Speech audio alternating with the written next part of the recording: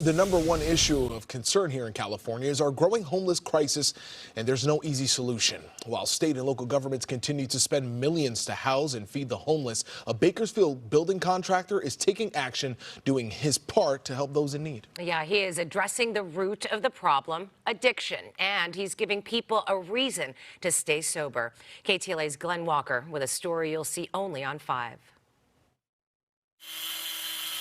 At first glance, this looks like your everyday construction crew working on a home renovation in Trabuco Canyon.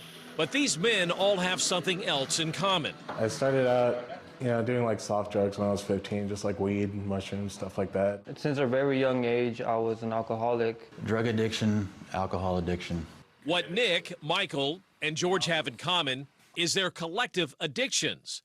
How they all went from homeless addicts to working on the same construction crew, traveling the bumpy road to recovery, is another story. This is the true epidemic.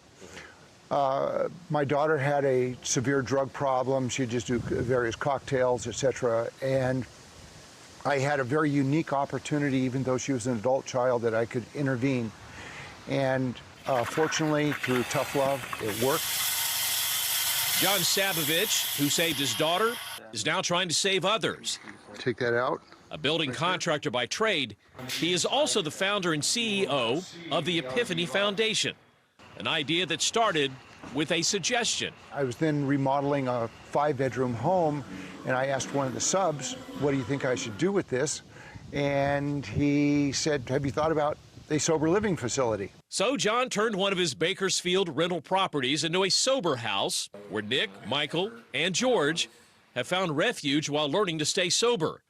John realized these men and others like them needed more. Everybody's sitting around doing nothing. They're twiddling their thumbs. And I said, how is anybody going to go and get over this addiction? John had what you might call an epiphany. While providing room and board at the sober house, along with clothing and allowance, he also started a work exchange program, teaching these men construction skills. I came up with the idea of just simply going and saying, I'm going to take them, and this is a remodel of a house or doing various repairs to a home and so on, is going to become a classroom. This work exchange program that John has created is self-supporting, no government funding with tax dollars. More importantly, these troubled men are learning marketable construction skills while staying sober, and this is all voluntary. These men are there because they want to be there, as opposed to being here, homeless and living on the streets. It's been really cool to kind of learn and grow with a bunch of other guys that have like the same kind of problems as me. We've lived completely different lives, but one thing's common between all of us, and we can all relate to. I need to be here. Since I've been here, I've had multiple job offers.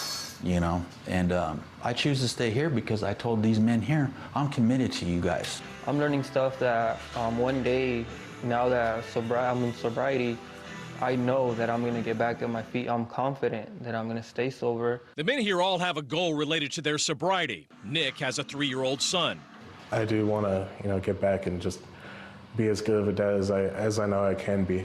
I was just tired of living like that life of chasing a beer. I was just sick and tired of it. While George says he is reconnected with his mother in Ontario, Michael, who grew up in Santa Maria, is another story. The 45-year-old recovering addict whose father, brother, and wife all died of drug or alcohol addiction has now begun repairing the relationship with his 5 children and several grandchildren, but not his mother. She won't answer the phone, and man, I don't know how to make it right, I don't, and that bothers me because I love her, I tried reaching out to Michael's mother and talked to his sister. She is hopeful that this report will help repair the rift between her brother and mother. If you want to learn more about the Epiphany Foundation and the Sober Living House, you can visit their website, epiphanyfoundation.net. I'm Glen Walker, KTLA 5 News.